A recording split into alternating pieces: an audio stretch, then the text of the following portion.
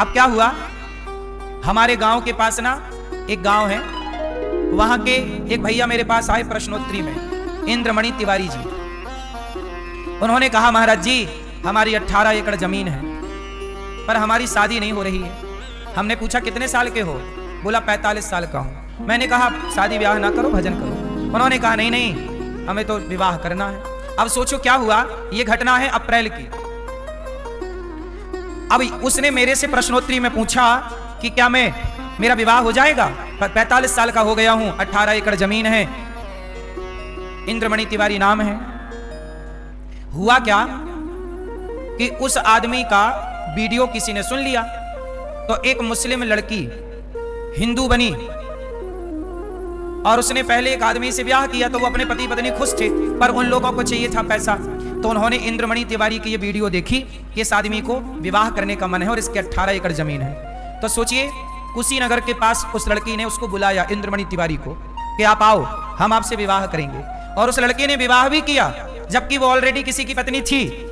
विवाह किया, ये अभी की नई घटना है, अभी न्यूज पे चल रही है और अभी 2-4 दिन के अंदर का केस है। तो क्या हुआ, उस लड़के ने उसे बुलाया और शादी भी की, मांग भी भरवा ली। अब इंद्रमणि तिवारी को तो लगा कि जी अपना ब्याह हो गया, तो उस लड़की ने लिखवा लिया कि आपके मरने के बाद आपकी संपत्ति मेरी होगी, और लिखवा लिया। उस आदमी ने भरोसा कर लिया, चल मेरी पत्नी बन गई है तो अब सब तेरी है। बेचारे ने लिख दिया और लिखवा कर, और इसने बोला था कि जब ब्याह करने आना तो कुछ जेवर कुछ पैसे ले आना, तो पैसे भी लेके गया था। अपनी 1 एकड़ जमीन गिरवी रख के गया था, 1.5 लाख रुपया, 1.5 लाख पैसे के, कुछ जेवर कुछ पैसे।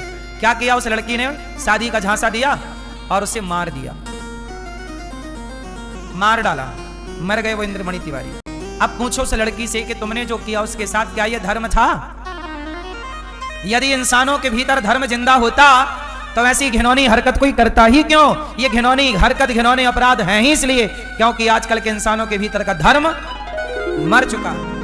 अब वो जेल में है, पकड़ी गए। वो लड़की मुसलमान थी, हिंदू बने, फिर दोनों पति पत्नी की साजिश थी कि घर बैठे इसे मार देंगे, इसकी संपत्ति हड़प लेंगे। पर कोई ना देखे, विधाता तो देख ही रहा है। अपराधी ये भूल जाता है कि भगवान देखने वाला है। जितना भी अपराध आज बढ़ रहा है केवल इसलिए कि लोग बेईमान हो गए, ईमानदारी समाप्त हो गई। इसलिए कहता हूं अपने बच्चों को ईमानदार बनाओ, धर्मात्मा बनाओ, धर्मवान बनाना बच्चों को।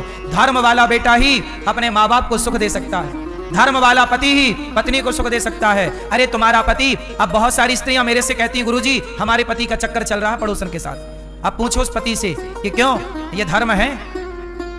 तुम अपनी पत्नी के होते हुए पराई स्त्री के ऊपर नजर रखे हो। पूछो, तुम अपनी छाती पे हाथ रख के बताओ भैया क्या जो तुम कर रहे हो वो धर्म है? तुम अपनी पत्नी को धोखा दे रहे हो पराई स्त्री के चक्कर में, क्या ये धर्म है? अब बताओ, ये लोगों का धर्म मर गया तब ना पराई औरत के चक्कर में पड़ गए। राम का धर्म जिंदा था तो सीता के वनवास के बाद भी राम ने दूसरा विवाह नहीं किया।